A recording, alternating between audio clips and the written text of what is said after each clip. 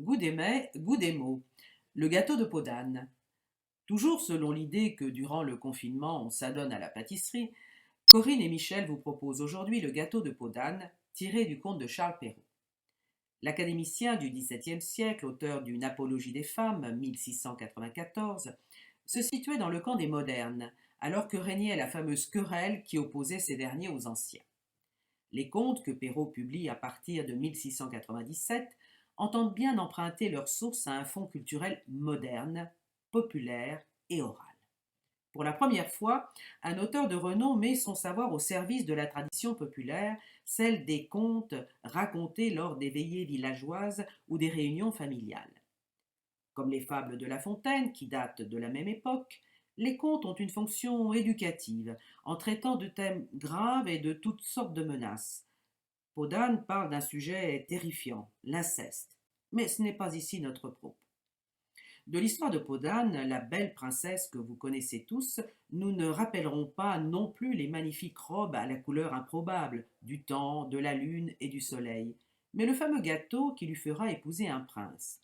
À vrai dire, le conteur ne nous donne pas la recette, mais le gâteau devait être délicieux, puisque le prince à qui il était destiné le mangea avec vivacité.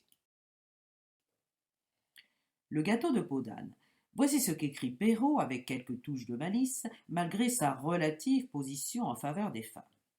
On fit venir Peau d'âne pour lui ordonner de faire de son mieux un gâteau pour le prince.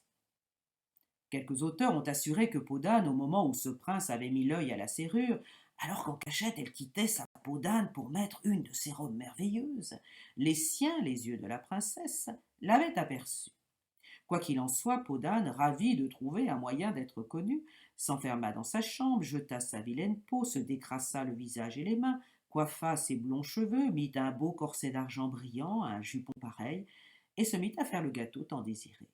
Elle prit de la plus pure farine, des œufs et du beurre bien frais.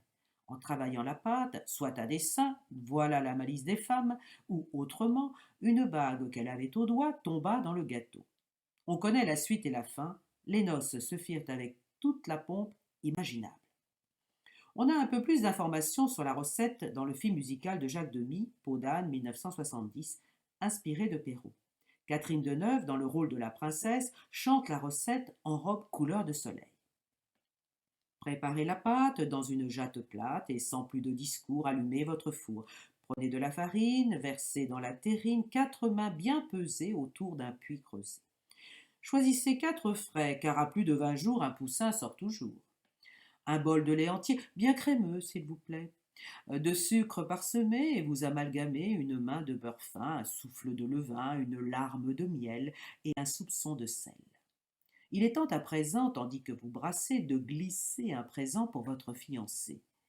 Un souhait d'amour s'impose, tandis que la pâte repose. Lissez le plat de beurre et laissez cuire 1 heure. La recette vous tente, avec ou sans bague? Eh bien, à vos fourneaux, photographiez votre gâteau, donnez-nous vos conseils et postez-les sur les réseaux sociaux.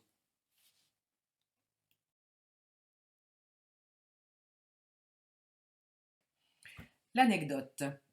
La querelle des anciens et des modernes prend naissance au XVIIe siècle au sein de l'Académie française, fondée en 1634, dont l'objectif est de perfectionner la langue française. Elle oppose 2 conceptions de la littérature et plus en général de la création. L'une tournée vers le passé, vers l'imitation des modèles de l'Antiquité, et l'autre qui entend innover. Dans le camp des anciens se situe Boileau, auteur de l'Art poétique 1674, qui définit les règles du classicisme, mais aussi La Fontaine, dont les fables s'inspirent des sources antiques et en particulier d'Ésope. Le camp des modernes est celui que choisissent la plupart des femmes cultivées, celles qui reçoivent dans leur salon. Elle déclenche la fureur de Boileau qui publie une violente satire contre elle. L'entrée donne d'ailleurs le ton. Sur ce vaste sujet, si j'allais tout tracer, tu verrais sous ma main des tomes s'amasser. Boileau se lance dans une suite de portraits, sorte de liste de stéréotypes, pas encore disparus malheureusement, où la femme a tous les défauts. Coquette, joueuse, dépensière, savante, dévote, actée, infidèle, fantasque, impertinente, dominante, maligne, marâtre. Tout est le contraire de tout. Perrault répond avec l'Apologie des femmes, dont le titre est plus alléchant que le contenu. Sous la forme d'un discours d'un père à son fils, il brosse le portrait de la femme idéale et des vertus du mariage. Inutile de vous dire que l'on n'entend aucune voix féminine. Il y a encore du chemin à parcourir. Remercions malgré tout Charles Perrault.